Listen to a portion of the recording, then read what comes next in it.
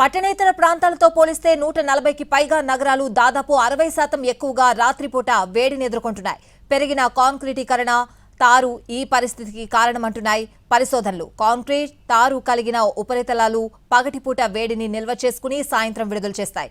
దీంతో రాత్రి సమయంలో ఉష్ణోగ్రతలు పెరుగుతున్నాయి. దేశంలోని ఇతర ప్రాంతాల కంటే వాయువ్య, ఈశాన్య, దక్షిణ ప్రాంతాల్లోని నగరాల్లో రాత్రిపూట ఉష్ణోగ్రతల్లో స్పష్టమైన పెరుగుదల కనిపిస్తోంది.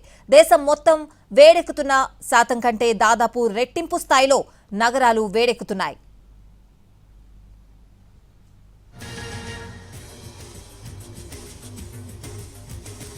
అయితే హిమపాతం లేకుంటే వర్షం, ఈ రెండు తప్ప ఎండకున్న ఎరగని శీతల ప్రాంతం జమ్మూ కాశ్మీరం.